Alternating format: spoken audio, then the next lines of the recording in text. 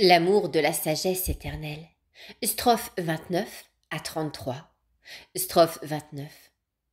Tous ces arbres et toutes ces plantes auxquelles la sagesse se compare, qui ont des fruits et des qualités si différentes, marquent cette grande variété d'états, de fonctions et de vertus des âmes qui paraissent des cèdres par l'élévation de leur cœur vers le ciel, ou des cyprès par la méditation continuelle de la mort, ou des palmiers par l'humble souffrance de leurs travaux, ou des rosiers par le martyre et l'effusion de leur sang, ou des planes sur le bord des eaux, ou des térébinthes qui portent leurs branches bien loin par l'étendue de leur charité pour leurs frères, et toutes les autres plantes odoriférantes, comme le baume, la myrrhe et les autres, qui sont moins exposées en vue, marquent toutes les âmes retirées qui souhaitent être plus connues de Dieu que des hommes. Strophe 30.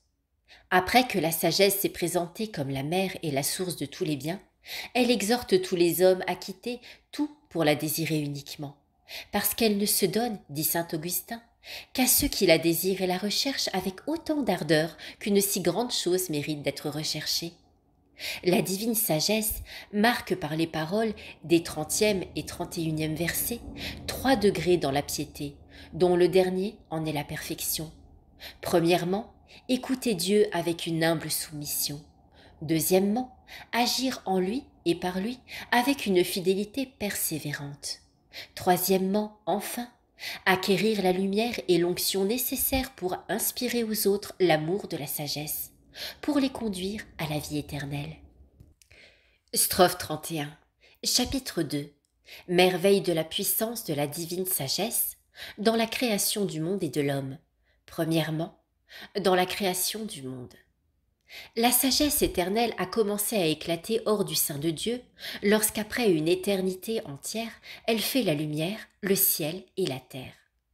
Saint Jean dit que tout a été fait par le Verbe, c'est-à-dire la sagesse éternelle. Salomon dit qu'elle est la mère et l'ouvrière de toutes choses. Livre de la sagesse, chapitre 7. Remarquez qu'il ne l'appelle pas seulement l'ouvrière de l'univers, mais la mère, parce que l'ouvrier n'aime pas et n'entretient pas son ouvrage comme une mère fait son enfant. Strophe 32. La sagesse éternelle, ayant tout créé, demeure en toutes choses pour les contenir, soutenir et renouveler. Livre de la sagesse, chapitre 1. C'est cette beauté souveraine droite qui, après avoir créé le monde, y a mis le bel ordre qui y est. Elle a séparé, elle a composé, elle a pesé, elle a ajouté, elle a compté tout ce qui y est. Elle a étendu les cieux, elle a placé le soleil, la lune et les étoiles et les planètes avec ordre. Elle a posé les fondements de la terre. Elle a donné des bornes et des lois à la mer et aux abîmes. Elle a formé les montagnes. Elle a tout pesé et balancé jusqu'aux fontaines. Enfin, dit-elle, j'étais avec Dieu, et je réglais toutes choses avec une justesse si parfaite tout à la fois, et une variété si agréable, que c'était une espèce de jeu que je jouais pour me divertir et divertir mon Père.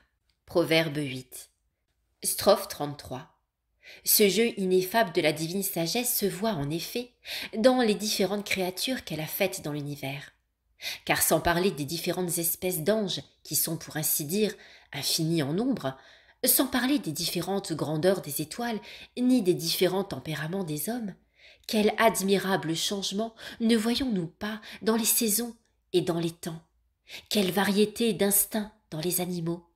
Quelle différence d'espèces dans les plantes? Quelle différente beauté dans les fleurs? Quel différent goût dans les fruits? Quis sapiens et intelliget ec? Qui est celui à qui la sagesse s'est communiquée? Livre d'Osée, chapitre 14. Et celui-là seul aura l'intelligence de ces mystères de la nature.